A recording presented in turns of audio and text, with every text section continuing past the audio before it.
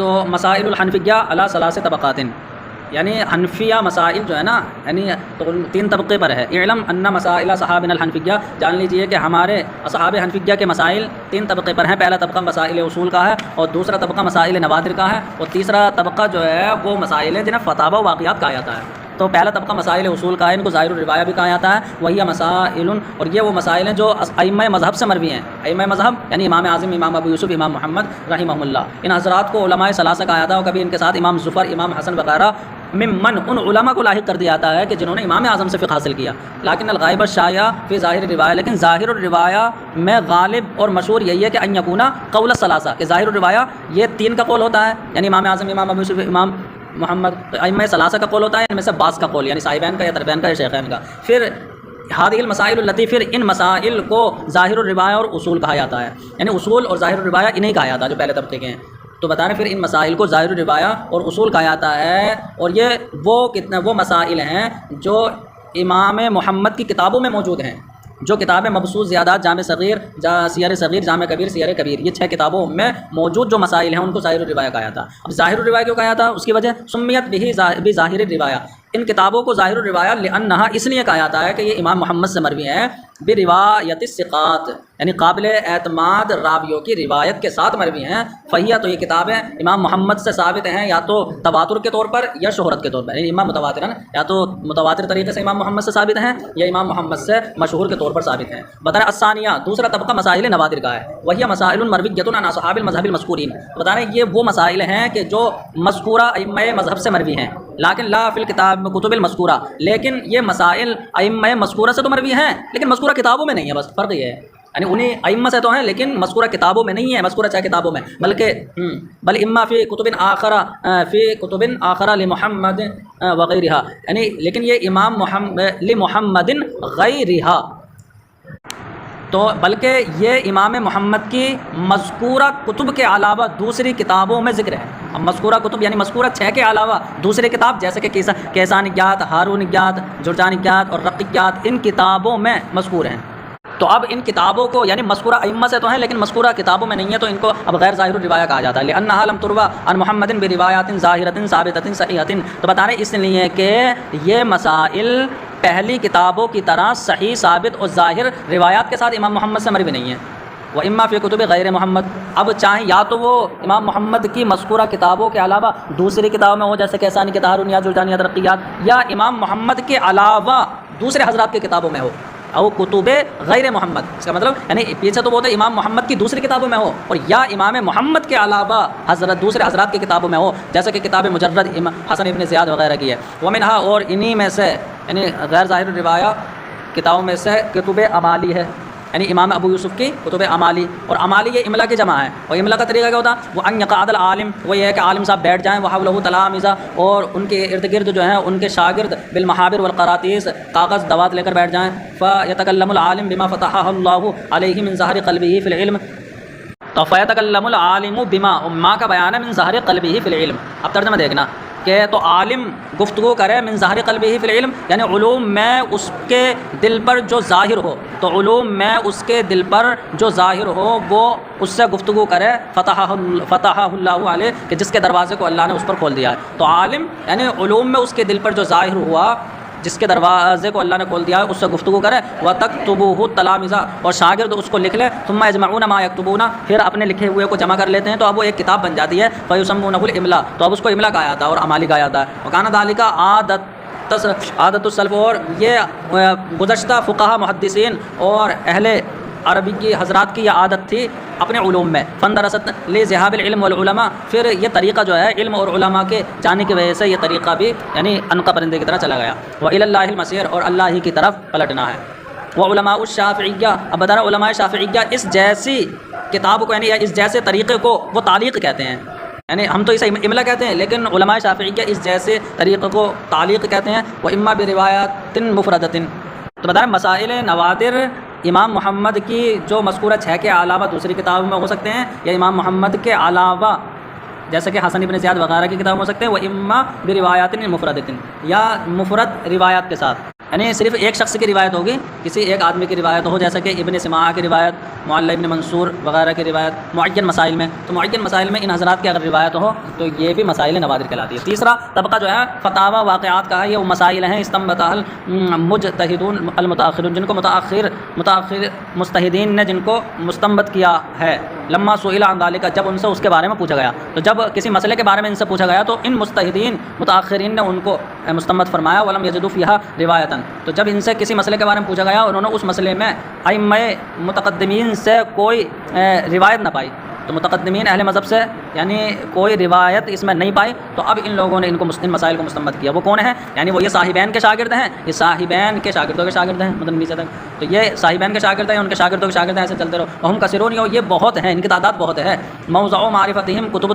طبقات لاصحابنا و کتب التواریخ، تو بتا رہے ہیں ان کی معرفت کا طریقہ وہ یہ ہے کہ طبقات کی کتابیں، ہمارے اصحاب کی طبقات کی کتابیں کا مطالعہ کیا جائے اور تاریخ کی کتابوں کا مطالعہ کیا جائے تو ان کی معرفت ہو جائے گی۔ فمن اصحاب ابی یوسف و محمد، تو صاحبین کے شاگردوں میں سے جیسے آتے ہیں عیسیٰ ابن یوسف ابن رستم، محمد ابن سماع، ابو سلیمان جوزجانی اور ابو حفص بخاری، اور ان کے بعد کے علماء میں سے یعنی اب ان کے بعد کے شاگردوں میں سے آتے ہیں محمد ابن سلمہ، جو شاگردوں کے شاگرد ہیں، محمد ابن سلمہ، محمد ابن مقاتل، نصیر ابن یحییٰ، ابو النصر، قاسم ابن سلام، وقد یتفق لهم ان يخالفوا اصحاب المذهب، تو بتا رہے ان کے لیے کبھی اتفاق ہو جاتا ہے کہ یہ ائمہ مذہب کی مخالفت کر دیتے ہیں ان دلائل و اسباب کی وجہ سے، ظاہرت لہم، جو ان کے لیے ظاہر ہوا، تو ان کے لیے جو دلائل و اسباب ظاہر ہو اس کی وجہ سے کبھی کبھی یہ اصحاب مذہب کی مخالفت پر متفق ہو جاتے ہیں۔ واول کتاب جمع فی فتواہم، تو بتا رہے ہیں سب سے وہ پہلی کتاب کے جنہوں نے ان کے متاخرین علماء کے فتووں کو جمع کیا ہے،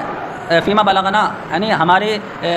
معلومات کے مطابق جو ہمیں خبر پہنچی ہے، تو ہمیں پہنچی ہوئی بات کے مطابق جس کتاب نے ان کے فتووں کو جمع کیا وہ پہلی کتاب فقی ابو اللہ سمرقندی کی کتاب النوازل ہے۔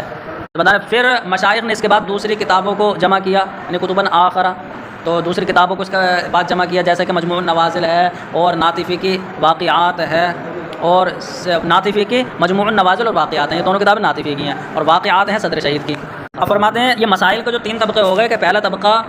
جس میں آتا ہے مسائل اصول یعنی ظاہر الروایہ، دوسرے طبقے میں مسائل نوادر آتے ہیں، اور تیسرے طبقہ یعنی جو متاخرین علماء کے فتاوی اور واقعات آتے ہیں۔ تو بتا رہے ہیں متاخرین جو علماء ہیں، تو متاخرین علماء نے ان مسائل کو ذکر کر دیا مختلطاً، یعنی ایک دوسرے سے ملا کر، غیر متمکزہ، بغیر ممتاز کیے ہوئے، بغیر یعنی ایک دوسرے سے الگ کیے ہوئے، باہم ملا کر ان کو ذکر کر دیا، جیسے کہ فتاوی قاضی خاں میں ہے اور خلاصہ وغیرہ میں ہے، بتا رہے ہیں لیکن بعض حضرات نے تمیز دی، جیسے کتاب المحیط جو امام رضی الدین سرخسی کی، تو انہوں نے جو ہے سب کو الگ الگ کیا، کیسے؟ فإنه ذکر اولا، پہلے انہوں نے سب سے پہلے مسائل اصول کو ذکر کیا جنہیں ظاہر الروایہ کہتے ہیں، پھر نوادر کو ذکر کیا، پھر فتاوی واقعات کو کیا، تو نعم ما فعل، کتنی اچھا کام کیا انہوں نے۔ وعلم ان،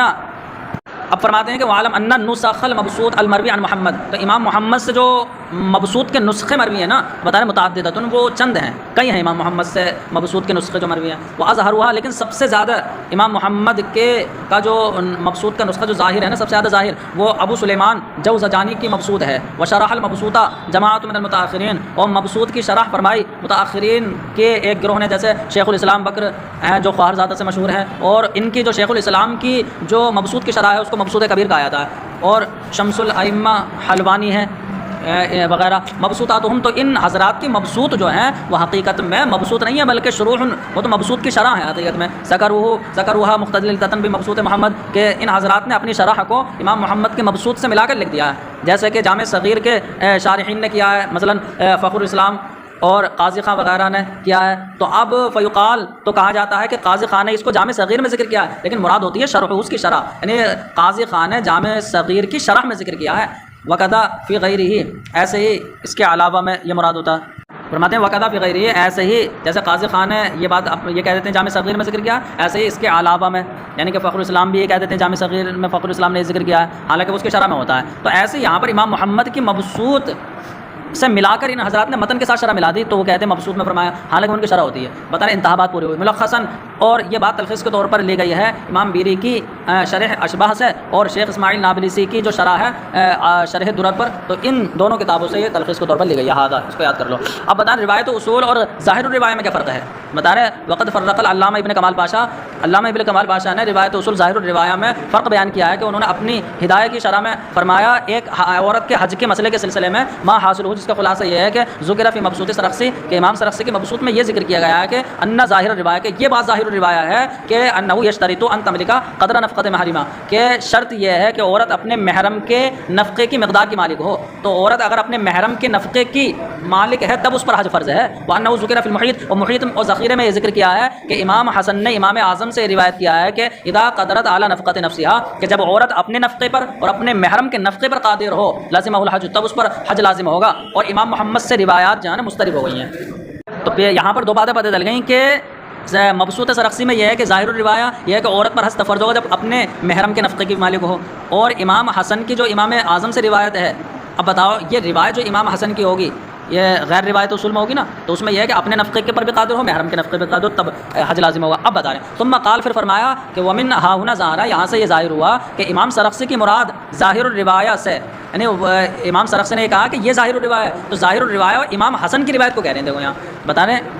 بتا رہے ہیں کہ امام سرخسی کی مراد ظاہر الروایہ سے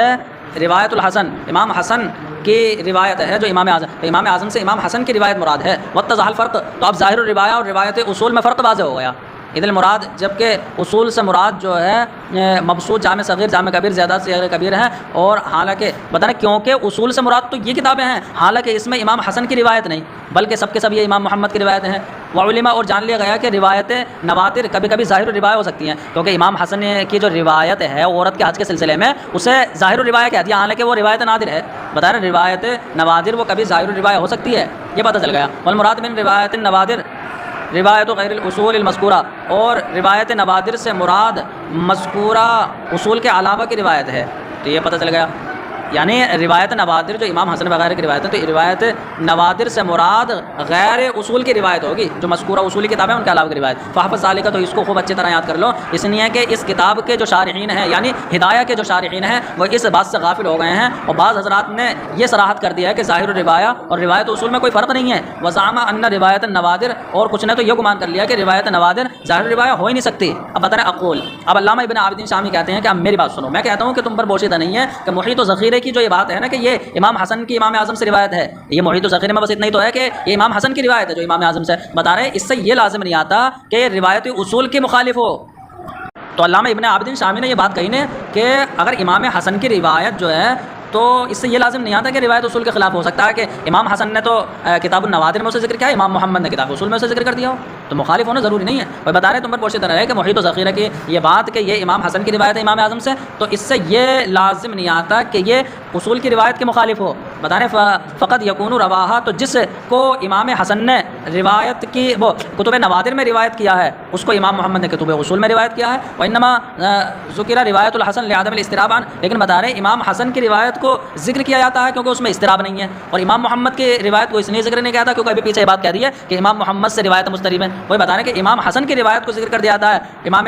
حسن سے اضطراب نہ ہونے کی وجہ سے. دلیل یہ ہے کہ پیچھے یہ کہہ دیا کہ واضطربت الروایات عن محمد، تو امام محمد سے روایت مضطرب ہے تو اسے چھوڑ کر امام حسن کی روایت کو ذکر کر دیا تھا. تو اب اس وقت امام سرخسی کا یہ قول کہ انہا ظاہر الروایہ، کہ امام حسن کی روایت وہ ظاہر الروایہ ہے، اس کا مطلب یہ ہوگا کہ امام محمد نے اس کو کتب اصول میں ذکر کیا ہے تو یہ امام محمد کی ایک روایت ہے. وحین اذن فلم یلزم منہ، تو اب اس وقت اس سے یہ لازم نہیں آتا کہ روایت نوادر وہ کبھی ظاہر الروایہ ہو سکتی ہے، یعنی یہ لازم نہیں آتا کیونکہ امام محمد کی ہی وہ روایت ہے. تو امام سرخسی اگر کہہ رہے ہیں کہ یہ ظاہر الروایہ ہے تو اس کا مطلب یہ ہے کہ یہ امام محمد کی بھی روایت ہے. وہ میں سمجھ لینا کہ امام حسن کی روایت ہے، بلکہ امام حسن کی روایت کو یہ کہہ رہے ہیں کہ امام سرخسی کہ یہ ظاہر الروایہ، تو اس کا مطلب یہ ہوگا کہ امام محمد نے اس کو ذکر کیا ہے اور ان کی بھی ایک یہ روایت ہے.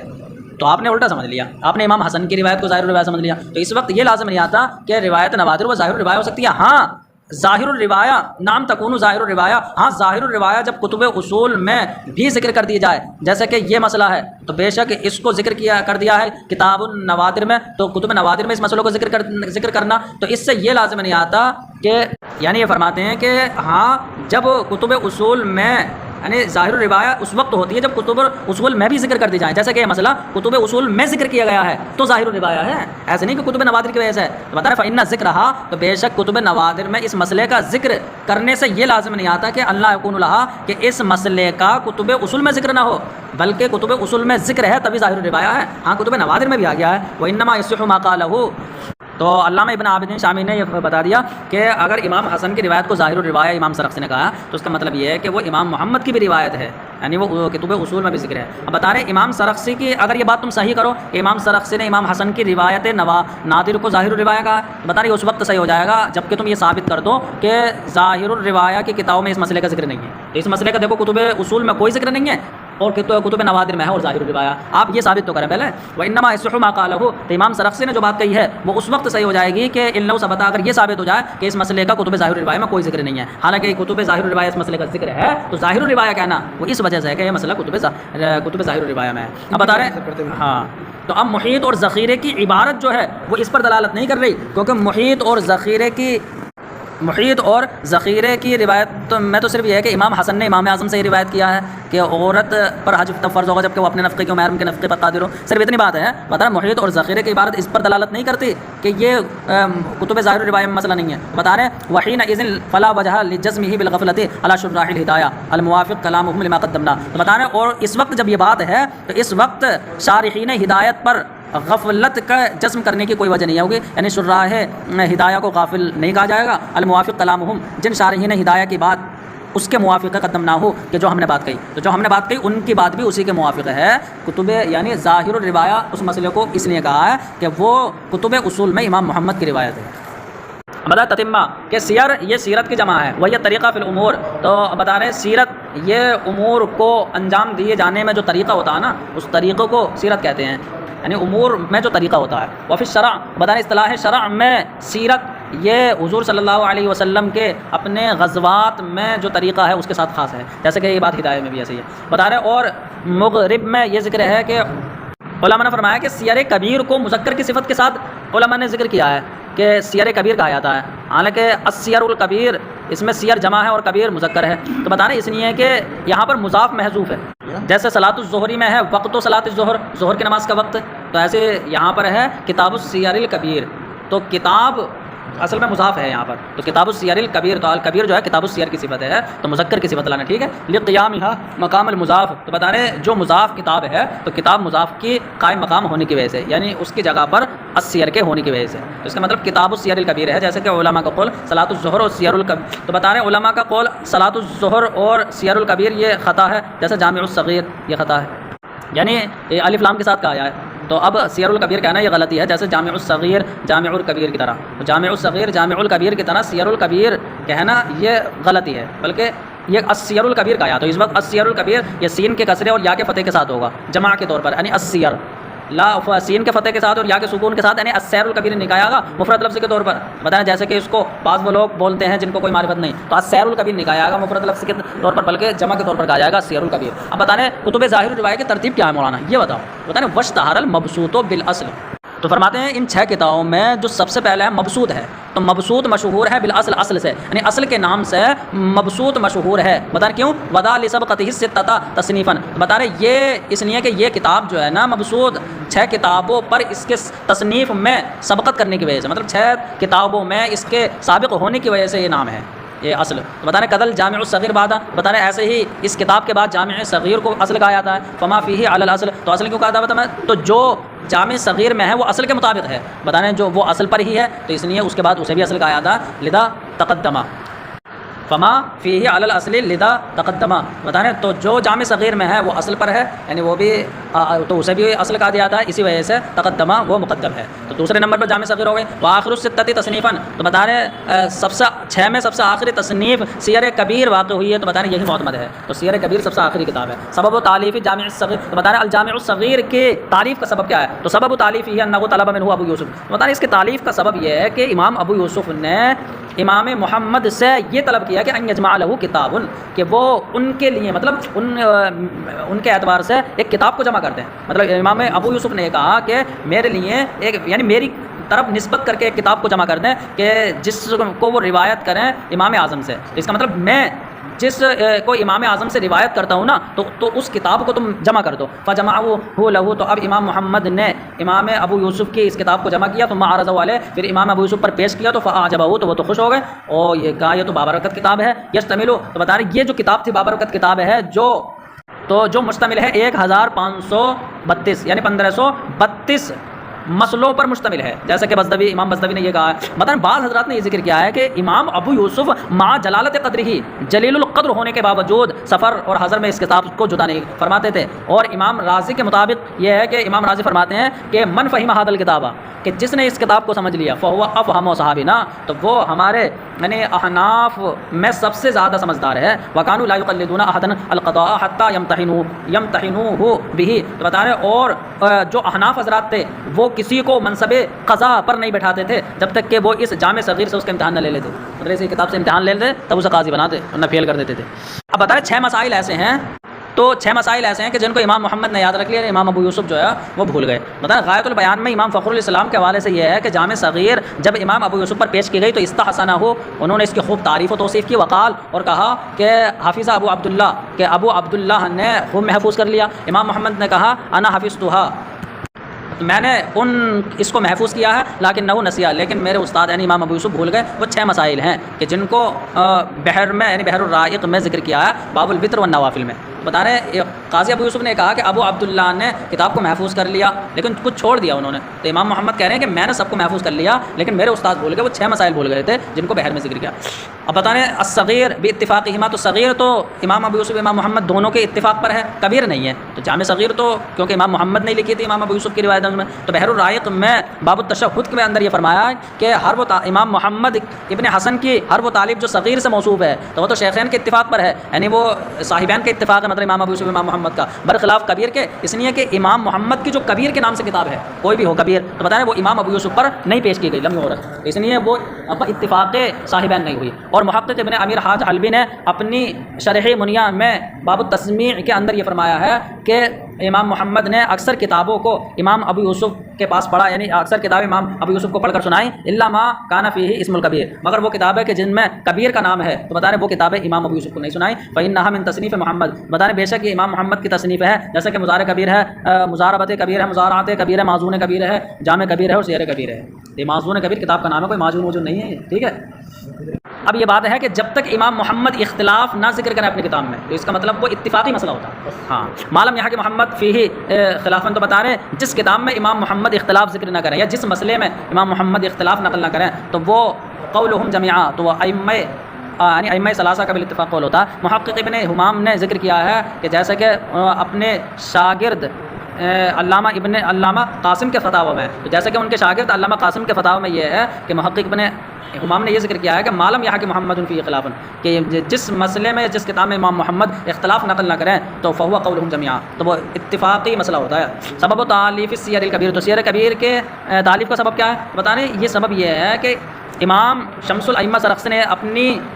شرح کے جو سیر الکبیر پر شرح لکھی ہے نا، تو سیر الکبیر کی شرح کے شروع میں انہوں نے یہ فرمایا ہے کہ جو آخری تصنیف ہے امام محمد کی، امام محمد نے اس کو فقہ میں تصنیف کیا ہے، انہوں نے یہ ذکر کیا ہے کہ کانا سبب تالیفی، سیر کبیر کی تالیف کا سبب یہ تھا کہ پہلے تو سیر صغیر لکھتی تھا نا، تو سیر صغیر وہ شام کے ایک عالم عبد الرحمن ابن عمر اوزاعی کے ہاتھ میں پہنچی، فقال، تو اب یہ شام کے عالم نے کہا لمن هذا الکتاب، ارے کس کی ہے یہ کتاب؟ فقیل، تو انہیں بتایا گیا محمد عراقی کی ہے، یعنی محمد ابن حسن شیبانی کی۔ فقال، تو نے کہا ما اہل العراق والتصنیف فی هذا الباب، عراقیوں کے لیے مناسب نہیں ہے کہ وہ اس باب میں کچھ لکھیں۔ بتانے سیر کا مطلب حضور کے غزوات میں سیرت کا بیان، بتانے اس لیے کو عراقیوں کو سیرت اور حضور کے غزوے کی حالتوں کو اور حضور کے صحابہ کی غزووں کے حالت کا علم ہے، اس لیے کہ عراقیوں کو سیرتوں کا اور حضور کے جنگ کے اور حضور کے صحابہ کے جنگی حالات کا علم ہے۔ کانت من جانب الشام والحجاز، تو بتا رہے ہیں یہ تو شام و حجاز کی جانب میں یہ جنگیں ہوئی تھیں نہ کہ عراق میں، فإنها محدثة فتحا، اس لیے کہ عراق تو ابھی فتح ہوا ہے، تو اب انہوں نے یہ بات کہہ دی، امام محمد کو یہ اچھی نہیں لگی، امام محمد غصے میں آ گئے اور انہوں نے قلم اٹھایا، تو اب یہ السیر الکبیر لکھ دی، تو سیر صغیر تو پہلے لکھی تھی، تو بتا رہے فبلغ ذلک محمدن، یہ بات امام محمد کو پہنچی، فغاظہ ذلک، اور اس بات نے امام محمد کو غصہ دلا دیا، وفرغ نفسہ، انہوں نے اپنے آپ کو فارغ کیا، یعنی بالکل اپنے آپ کو فارغ کر لیا، یہاں تک کہ اس کتاب کو لکھ دیا، یعنی سیر کبیر کو۔ فحکیا، تو بیان کیا جاتا ہے کہ لما نظر فیہ الاوزاعی، جب عبد الرحمن ابن عمرو اوزاعی جو ابھی یہ کہہ رہے تھے کہ عراقیوں کو کہاں مناسب ہے کہ وہ اس باب میں لکھیں، تو بتا رہے ہیں جب اوزاعی نے اس کتاب کو دیکھا نا، کہا لولا ما ضمنہ من الحدیث، کہا ما کا بیان من الحدیث، کہ اگر وہ حدیثیں کہ جن حدیثوں کو یہ کتاب مشتمل ہے اگر وہ حدیث نہ ہوتی نا تو میں یہ کہہ دیتا کہ انہ یطاء العلم، کہ انہوں نے اس کو اپنی طرف سے کر لیا ہے، انہوں نے علم وضع علم کر دیا کہ مطلب اپنی طرف سے اس کو کر لیا ہے۔ بے شک اللہ رب العزت نے فی رأیہ، امام محمد کی رائے کو درست جواب دینے کی جہت میں متعین کر لیا، یعنی عینہ جہت اصابت الجواب، تو امام محمد کی رائے میں درستگی جواب کی جہت کو متعین کر دیا. آپ تعریف کرنے لگے ہیں صدق اللہ العظیم، اللہ نے سچ فرمایا ہے کہ وفوق کل ذی علم علیم، ہر علم والے کے اوپر علم والا. تو اب پھر امام محمد نے حکم دیا کہ ان یکتب ھذا، کہ اس میری کتاب کو 60 رجسٹروں میں لکھا جائے، وان یحمل علی جلۃ، اور بیل گاڑی پر اس کو جو ہے رکھا جائے، خلیفہ کے دروازے کے پاس لے جایا جائے. فاعجبہ ذلک، جب خلیفہ حاکم نے اسے دیکھا تو وہ خوش ہو گیا. وعدہ من مفاخر زمانہ، اور اس نے اپنے وقت کے قابل فخر کارناموں سے اس کتاب کو شمار کیا. اب مسئلہ یہ ہے کہ اذا کانت الواقعات مختلفا فیہا، تو جب مسئلہ کوئی مختلفی آ جائے تو اب مجتہد کے لیے کیا ہے، تو مجتہد کے لیے کیا اختیار کرے گا وہ، یعنی تو مختار کیا ہے مجتہد کے لیے. تو امام بیری کی شرح اشباح میں یہ ہے، شرح اشباح میں یہ کہتے ہیں کہ ہمارے علماء نے فرمایا کہ اذا کانت الواقعات، کہ جب کوئی مسئلہ مختلفی آ جائے جس میں اختلاف ہے، تو اب بتا رہے ہیں تو مجتہد تو دلائل میں غور و فکر کرے گا، لیکن مقلد کیا کرے گا؟ تو مقلد اگر وہ مسئلہ مختلف ہو تو آخری بات کو لے لے گا، یعنی آخری تصنیف میں دیکھے گا امام محمد کی آخری تصنیف میں کیا ہے. تو بتا رہے ہیں جب مسئلہ مختلف ہو جائے تو مجتہد کے لیے مختار و افضل یہ ہے کہ وہ دلائل میں غور و فکر کر لے، وینظر الی الراجح عندہ، اور اس کے نزدیک جو راجح ہے اس راجح پر یعنی عمل کر لے، اس راجح میں غور و فکر کر لے. لیکن مقلد کیا کرے گا؟ والمقلد یاخذ بالتصنیف الاخیر، لیکن مقلد تو امام محمد کی آخری تصنیف پر کو لے لے، اور وہ سیر کبیر ہے. لے الا ان یختار المشایخ المتاخرون، ہاں اگر متاخرین مشایخ نے سیر کبیر کی بات کے خلاف اگر پسند کیا ہے تو اب مقلد اس خلاف پر عمل کرے، اس خلاف پر عمل کرنا واجب ہے، اگرچہ لو کان قول ظفر، اگرچہ خلاف امام ظفر کا ہی قول کیوں نہ ہو.